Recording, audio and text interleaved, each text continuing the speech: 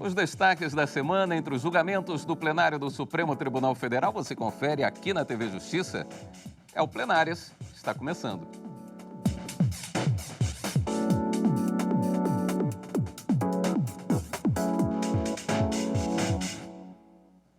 Hoje com os principais momentos das sessões dos dias 3 e 4 de novembro.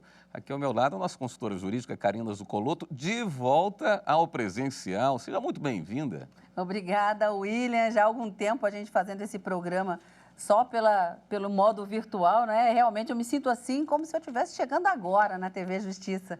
Mas vamos falar um pouquinho e dar um panorama geral de como foram os julgamentos realizados no plenário do Supremo Tribunal Federal nessa semana. Na quarta-feira, os ministros julgaram uma ação que foi proposta contra duas leis do município de Diadema, no estado de São Paulo, e que estabeleceu, ali no próprio município, uma legislação que possibilita assistência jurídica gratuita àquelas pessoas que estão em situação de vulnerabilidade. Vamos dizer, aquelas pessoas carentes que não têm condições de pagar um advogado. E isso vinha sendo questionado nessa ação que foi julgada, porque alegava-se, o requerente da ação, que somente a União poderia legislar sobre o tema e que somente a Defensoria Pública poderia prestar esse serviço. E os ministros entenderam que não, que os municípios têm também a possibilidade de criar esse tipo de possibilitar que as pessoas carentes tenham acesso à justiça por meio dessa assistência gratuita e que não é um monopólio apenas da Defensoria Pública prestar esse tipo de serviço. Esse julgamento foi concluído na quarta-feira e na quinta, iniciado um outro julgamento que também acabou sendo concluído e que tratava de uma arguição de inconstitucionalidade de uma lei do estado do Paraná que versava sobre o trote telefônico. Olha só, William, os ministros entenderam que a norma é constitucional porque ela se trata de uma norma de segurança pública, já que esses trotes, eles são prestados ou são passados por pessoas irresponsáveis, como os ministros disseram, e que buscam, vamos dizer assim, desvirtuar a finalidade daquela ligação feita para um serviço de emergência e que isso pode trazer malefícios a toda a sociedade. Era questionado um dispositivo dessa legislação e que os ministros acabaram também confirmando a constitucionalidade para afastar o argumento, e a gente vai falar um pouquinho sobre isso, de inconstitucionalidade formal que era arguída, de que somente a União poderia legislar sobre essa matéria, porque se tratava de telecomunicações. Essa legislação impunha uma obrigação das empresas de telefonia celular informar as autoridades competentes, né? Então, ou o Corpo de Bombeiros ou a Polícia Militar, em razão desse trote, para falar quem era o responsável por aquela linha telefônica do qual se originou aquele trote telefônico para que ela pudesse ser sancionada, essa pessoa responsabilizada e sancionada, multada em razão do trote. E os ministros entenderam que isso não é matéria de telecomunicações, não é competência privativa da União legislar sobre esse tema que trata de segurança pública e que sim, o Estado pode legislar. Por votação unânime, os ministros confirmaram a constitucionalidade dessa norma. Apenas 2 julgamentos no plenário do Supremo Tribunal Federal. Na quarta, a ADPF, falando dessa assistência jurídica gratuita, e na quinta-feira, trote telefônico, lei do Estado do Paraná. Tá legal, mas antes da gente falar disso, vamos aos destaques do plenário virtual dessa semana.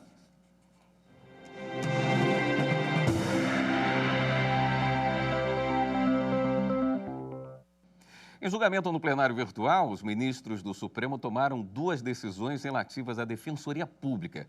Uma que dispensa os defensores do registro na OAB e outra que pessoa jurídica também pode ser atendida pela Defensoria Pública, desde que comprove insuficiência de recursos financeiros. Vamos ver na reportagem de Carolina Chaves. Os ministros do STF analisaram o pedido do Conselho Federal da OAB que pedia a inconstitucionalidade de trechos da Lei Complementar 80 de 1994, que autoriza a prestação jurídica por defensores públicos sem exigir inscrição na OAB, além de permitir atuar na defesa de empresas. O Conselho alegou que a Constituição Federal define como necessitado o cidadão sem recursos financeiros, diferente do que está previsto na lei complementar, que amplia a atuação da Defensoria Pública na defesa de empresas.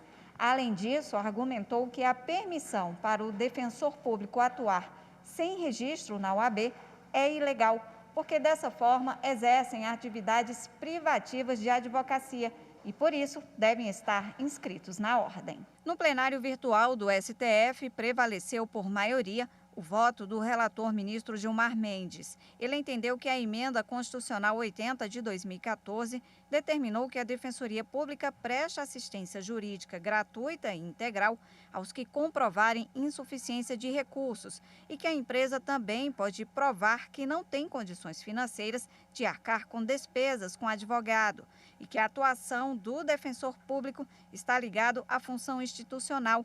Não se confunde com a atividade de advogados privados ou públicos.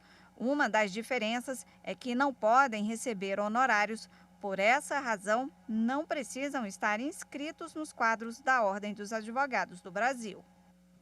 Também no plenário virtual, o Supremo reafirmou a jurisprudência de que a competência privativa da União para editar normas sobre inatividades e pensões de policiais e bombeiros militares não exclui a competência dos estados para a fixação das alíquotas. Na ação, um policial militar aposentado de Santa Catarina questionava a aplicação da alíquota de 9,5% definida em lei federal de 2019. Ele sustentava que antes o desconto seguia uma norma estadual de 2008, que apesar de fixar uma alíquota maior, incidia sobre os proventos que superassem o limite de benefícios do regime geral, o que na prática reduzia o impacto no bolso do aposentado. Com a mudança, o desconto saltou de R$ 176 para R$ 669. A Justiça de Santa Catarina declarou a inconstitucionalidade dos dispositivos da lei federal que fixaram a alíquota de 9,5%, já que essa base de cálculo ampliada gera um aumento sensível na contribuição previdenciária dos militares inativos. Contra essa decisão, o IPREV, Instituto de Previdência do Estado, acionou o Supremo Tribunal Federal. O recurso foi negado em sessão virtual da Corte. Por unanimidade, os ministros acompanharam o voto do relator, o presidente Luiz Fux, para quem a decisão da Justiça catarinense seguiu o entendimento do próprio Supremo sobre o tema. A Corte reafirmou a jurisprudência de que a competência privativa da União para edição de normas gerais sobre inatividades e pensões da Polícia Militar e do Corpo de Bombeiros Militar não exclui a competência dos estados para a fixação das alíquotas. Com repercussão geral reconhecida, a decisão terá impacto em processos semelhantes.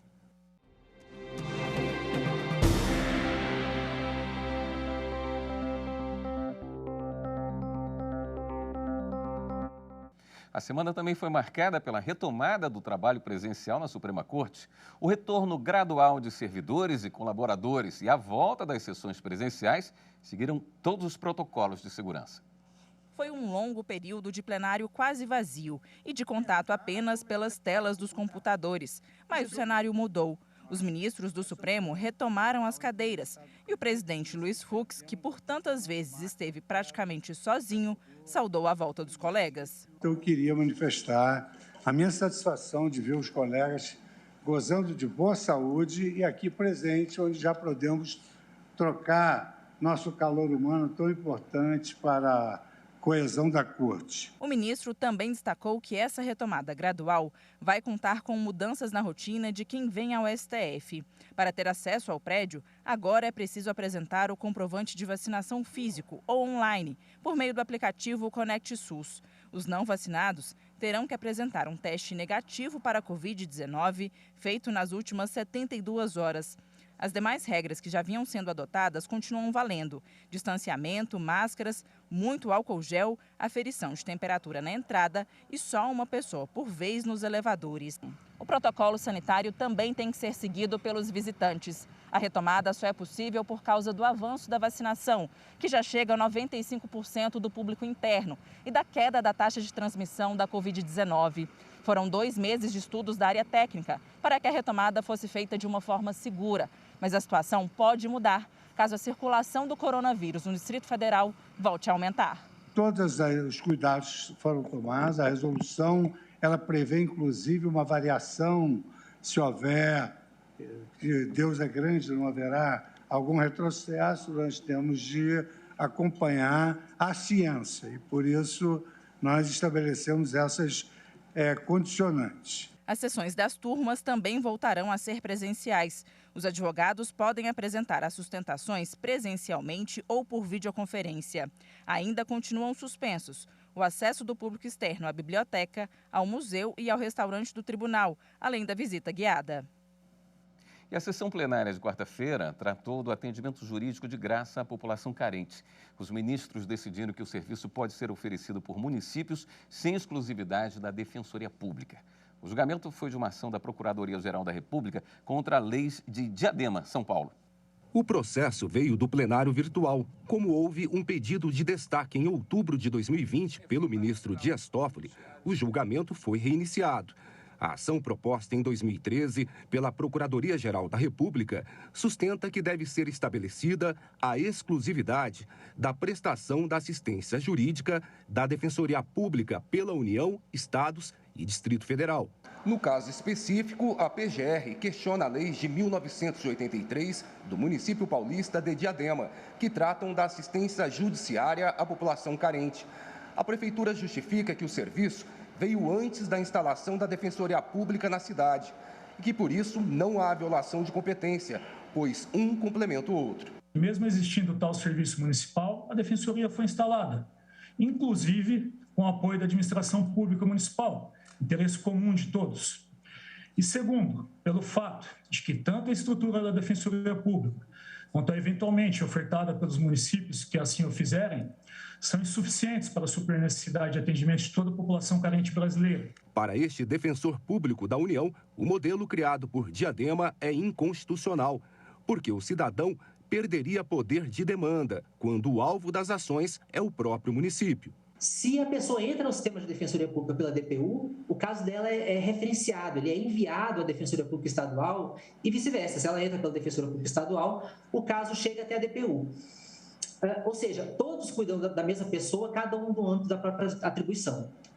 A assistência jurídica municipal de Diadema faria isso? Mandaria um caso para a Defensoria Pública, antevendo que aquilo pode evoluir para uma ação judicial contra o município?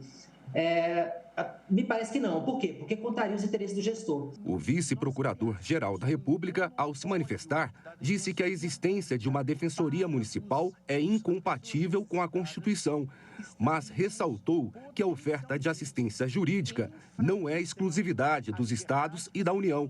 Serviços similares podem e devem ser oferecidos. No que nós criássemos um monopólio da Defensoria Pública para as pessoas necessitadas, estaríamos potencialmente enfraquecendo a liberdade que as pessoas devem ter na busca de alguém que as defenda em juízo e que lhes preste assistência jurídica. A relatora ministra Carmen Lúcia votou contra a ação da PGR, entendendo que os municípios podem oferecer serviços jurídicos gratuitos às pessoas carentes. Sou fã da Defensoria Pública, sou muito mais fã da advocacia brasileira, que quando atua pro bono, quando atua nos DAJs, os professores que se dedicam, fazem isso com absoluta dedicação. Alguns dizem, isso é quase uma missão, ministra. E eu acho que é exatamente isso que nós precisamos, de um sentimento constitucional na sociedade brasileira, especialmente dos profissionais, como no caso da comunidade jurídica, que possa aumentar a efetividade constitucional dos direitos fundamentais e não estabelecer algumas reservas, alguns nichos que, mesmo não dando conta, deixam em desvalia direitos fundamentais, como o de ter acesso a alguém que pode oferecer uma assistência judiciária. O ministro Nunes Marques abriu divergência por considerar as normas inconstitucionais. Se a assistência judiciária gratuita for prestada pelo poder público, tem de sê-lo por meio da Defensoria.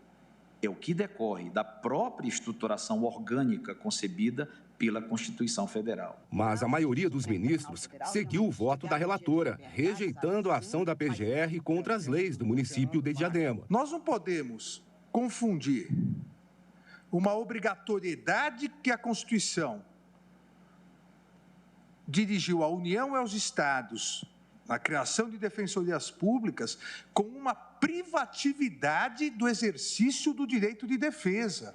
Apenas instituir um serviço público e gratuito para amparar a população carente, integrado por advogados e estudantes de direito. E isto absolutamente não se confunde com a Defensoria Pública da União ou dos Estados e muito menos com a do Distrito Federal. Bom, sobre esse assunto nós podemos comentar na volta do break, pode ser, em um minutinho? Exatamente. Muito bem, mais destaques do plenário do Supremo Tribunal Federal. Vamos conferir depois do intervalo aqui no Plenárias.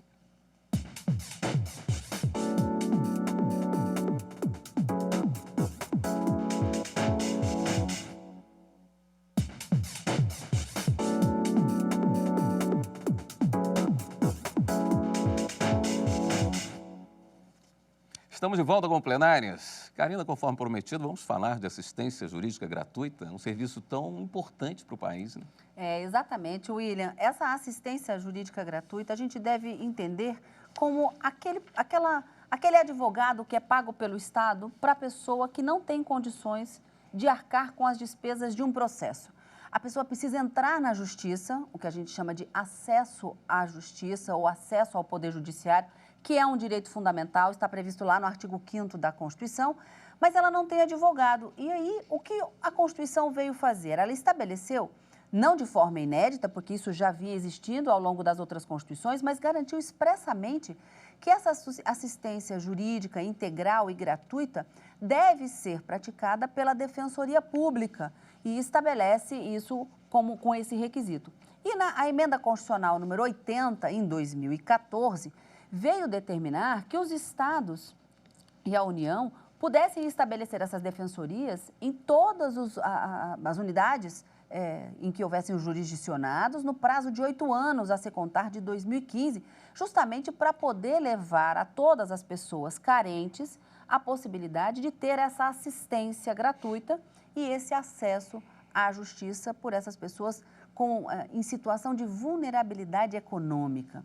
Em outras palavras, a assistência jurídica integral e gratuita deve ser estendida àquelas pessoas que não têm condições de pagar um advogado sem prejuízo do seu próprio sustento ou do sustento da sua família. E o que estava em discussão aqui, nessa ação que questionava as duas leis do município de Diadema, no estado de São Paulo. Há um argumento de que essas leis teriam criado uma defensoria pública no município. A ministra relatora Carmen Lúcia, que foi seguida pela maioria no plenário, exceto pelo ministro Nunes Marques, que acabou ficando vencido, ela disse: a lei municipal não criou a defensoria, até porque a defensoria tem que ser criada pelo Estado ou pela União, né? Então, nós temos as defensorias públicas estaduais e a DPU, que é da União. Então, não invadiu a competência para legislar sobre esse assunto, porque não se trata de defensoria pública, mas se trata de uma outra forma de prestar serviços jurídicos gratuitos a essa população carente.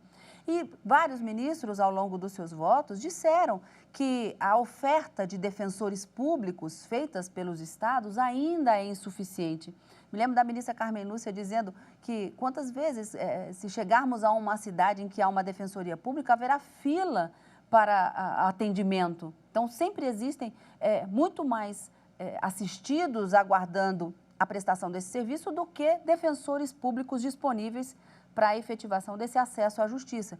E que o município, ao criar essa legislação, vem justamente para cumprir o objetivo da Constituição, que é proporcionar a essas pessoas o acesso à justiça. Então, a ministra, que acabou sendo seguida, como eu disse, pela maioria que se formou no plenário, ela colocou que não as leis municipais não criam a defensoria, que não há um monopólio da Defensoria Pública na prestação desse serviço de assistência integral e gratuita, e lembrou dessa advocacia, que até vimos na reportagem que o ministro Ricardo Lewandowski tratou, que é a advocacia pro bono, em que o advogado ele se desvincula de qualquer finalidade econômica para prestar esse serviço a uma pessoa. Isso acontece nos núcleos de práticas jurídicas, por exemplo, que a gente tem nas universidades, nas faculdades, os escritórios, né, modelos dessas faculdades, em que os estudantes, assistidos, é lógico, por professores que são advogados, acabam fazendo esse atendimento gratuito à comunidade também.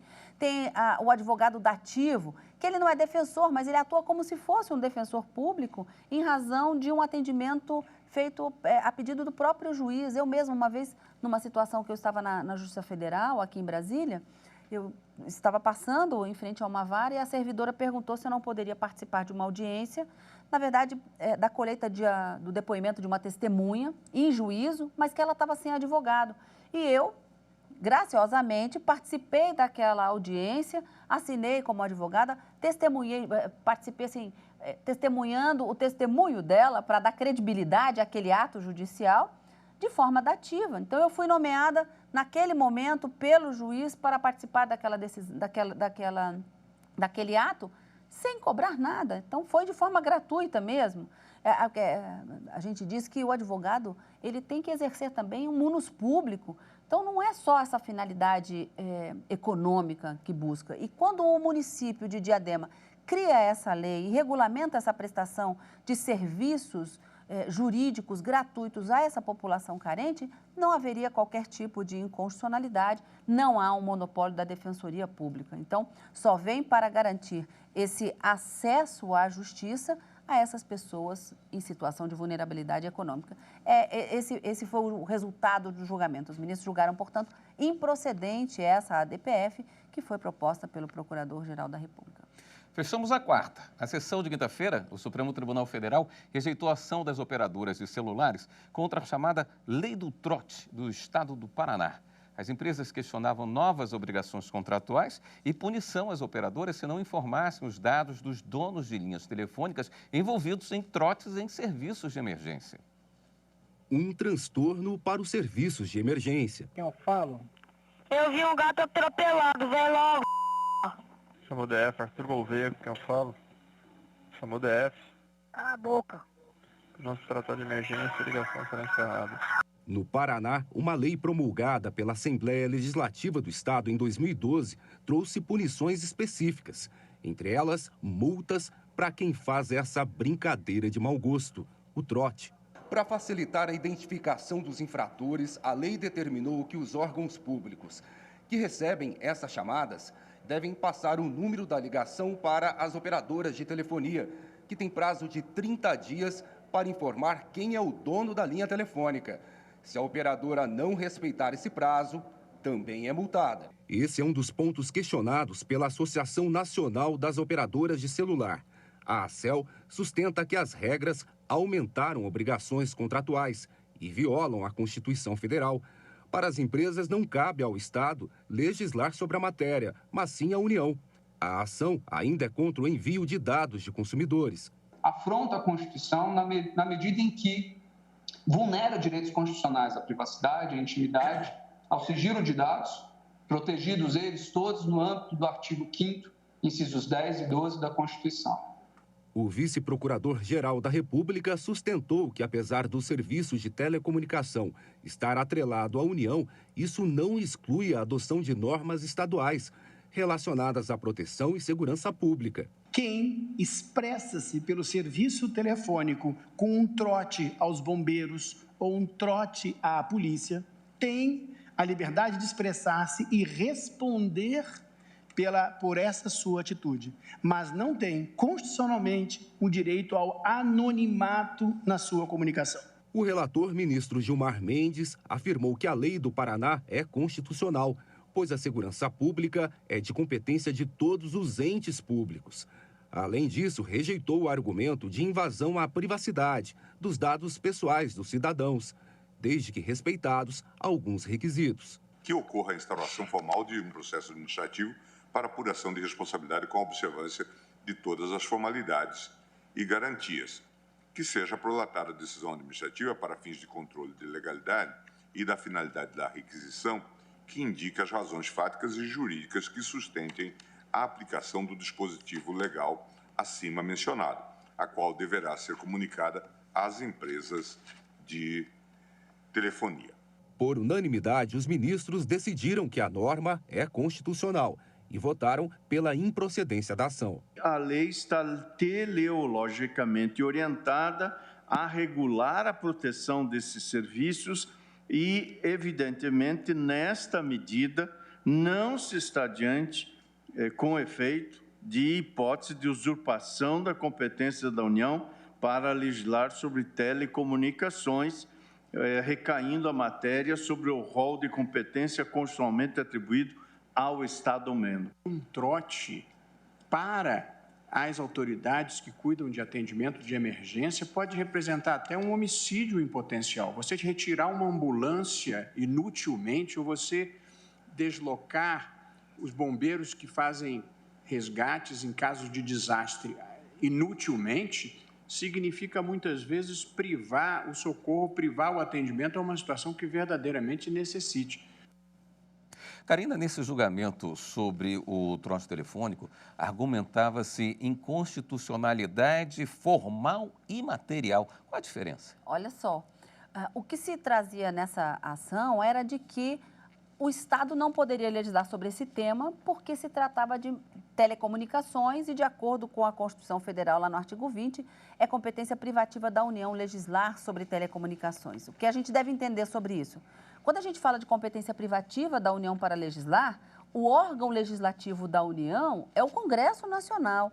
Então, o argumento primeiro trazido era de que o Estado, pela sua Assembleia Legislativa, Poder Legislativo do Estado, não poderia criar essa norma porque se tratava de telecomunicação e que só o Congresso Nacional, enquanto o Poder Legislativo da União, poderia falar desse assunto. Mas os ministros entenderam que não havia essa inconstitucionalidade formal para derrubar a lei e aí afastar os seus efeitos, né, declarar essa inconstitucionalidade, porque entenderam que essa matéria não tem nada a ver com o direito de telecomunicações ou em relação a telecomunicações. É uma disciplina que trata de segurança pública e nessa matéria todos os entes federativos poderiam legislar, inclusive os estados. Então, afastada a argumentação de inconstitucionalidade formal, os ministros entenderam também que não haveria nenhuma inconstitucionalidade material. No conteúdo da lei, não haveria qualquer violação à Constituição, sequer em relação a essa possível violação de privacidade ou da intimidade dessas pessoas. O ministro Alexandre de Moraes, no seu voto, inclusive, ele diz esses agentes infratores, eles não podem se servir dessas liberdades de expressão como escudo protetivo para amparar esses atos ilícitos que eles praticam. Então, não há que se for. Foi o que a gente ouviu do vice-procurador-geral da República falando. Não, ele tem liberdade para se expressar e fazer o trote. E tem que ter também a responsabilidade para responder por esse seu ato absolutamente irresponsável, não é? E muitas vezes de má fé, ou que não tinha aquele propósito efetivamente de comunicar um desastre, um acidente, de buscar esse socorro. Então, os ministros entenderam que o Estado do Paraná, que essa legislação do Estado do Paraná não viola a Constituição, não usurpa a competência da União para legislar sobre telecomunicações, porque o tema é de segurança pública, mantida, portanto, por votação unânime. Todos os ministros entenderam que a lei é constitucional, fazendo algumas observações nos seus votos, né? O ministro Gilmar Mendes, relator dessa ação, fez um obter dictum, ou seja, algumas ressalvas para ratificar o seu voto, mas a lei foi mantida na integralidade. Karina, o programa chegando ao final, a gente se encontra novamente na quarta-feira, a partir das 2h aqui no Direto do Plenário. Exatamente, William. Na semana que vem, quarta e quinta-feira ao vivo, a gente acompanha juntos aqui os julgamentos do plenário do Supremo Tribunal Federal, mas neste final de semana o nosso encontro é aqui no Plenárias. Fechado. Eu sou o William Galvão e você acompanha o Plenárias aqui na TV Justiça, também na Rádio Justiça e pelo YouTube. Obrigado pela sua companhia e continue com a gente aqui na TV Justiça.